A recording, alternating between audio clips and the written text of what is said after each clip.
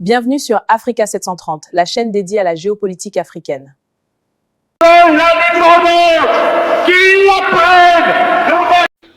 Le voici, il se lève. Aux acclamations de la foule, il s'avance vers les microphones. Monsieur Valdiodio-Ndia, je le rappelle, ministre de l'Intérieur et de l'Information. Le peuple d'Afrique, comme celui de France, vit en effet des heures qu'il fait décisives et s'interroge sur le choix qu'il est appelé à faire. Dans un mois, le suffrage populaire, par la signification que vous avez voulu donner à sa réponse outre-mer, déterminera l'avenir des rapports franco-africains. Il ne peut donc y avoir aucune hésitation. La politique du Sénégal, clairement définie, s'est fixé 3 objectifs qui sont dans l'ordre où elle veut les atteindre. L'indépendance,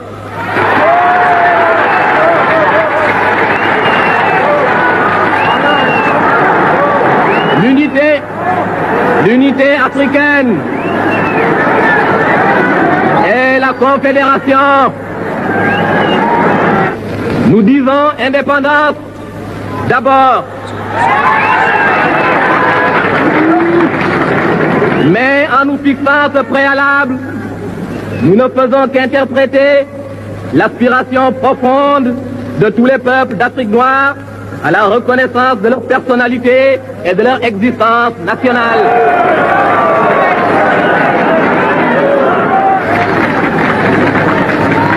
L'indépendance est un préalable. Elle n'est pas une fin en soi.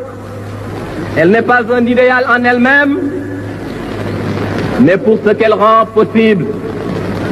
Elle ne véhicule pas une volonté de sécession.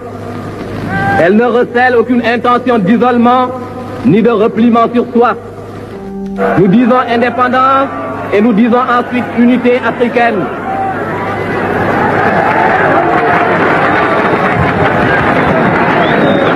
Si l'indépendance que nous voulons n'est pas la sécession, elle n'est pas davantage l'indépendance dans le cadre de chaque territoire.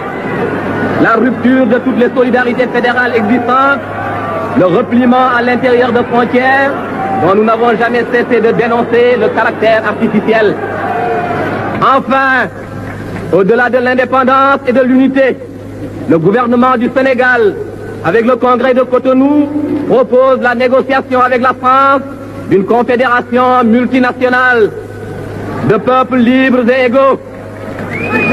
Cette solution nous apparaît comme la seule réaliste et la seule durable, parce qu'elle est la seule qui tienne compte à la fois du sentiment national des masses africaines, de leur aspiration à l'unité et de leur volonté d'entrer dans le monde moderne au sein d'un ensemble plus vaste encore.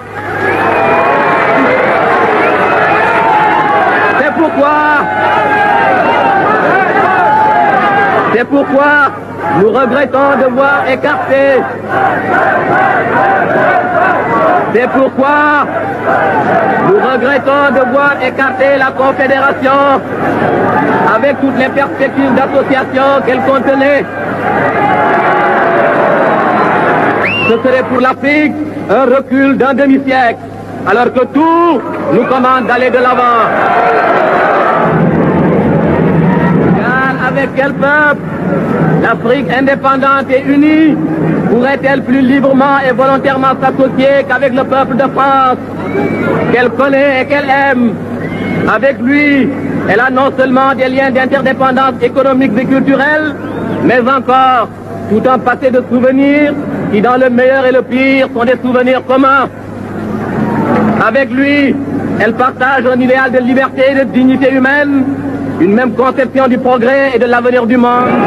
Notre espoir se fonde sur le fait qu'en venant ici, pour nous informer et pour vous informer, vous avez créé un climat de discussion et avez par là même tourné le dos à cette nouvelle philosophie de la vieille Europe qui, si l'on en croit Albert Camus, a répudié le dialogue pour épouser le communiqué.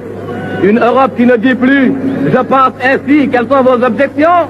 mais « voici ma vérité, peu m'importe que vous la discutiez, l'armée et la police se chargeront d'établir que j'ai raison. » À cet égard aussi, Le choix qui nous est proposé n'est donc pas pleinement libre et notre réponse n'aura pas pleinement le sens que vous en attendez. Ou bien, nous voterons selon nos seules convictions, au risque de retarder la réalisation de l'unité africaine, ou bien nous définirons avec les autres territoires de la Fédération une position commune faite de compromis tactiques et qui laissera dans l'ombre, sans les supprimer, les véritables... Et le général de Gaulle va prendre la parole. Je vois que Dakar est une ville vivante et vibrante. Je veux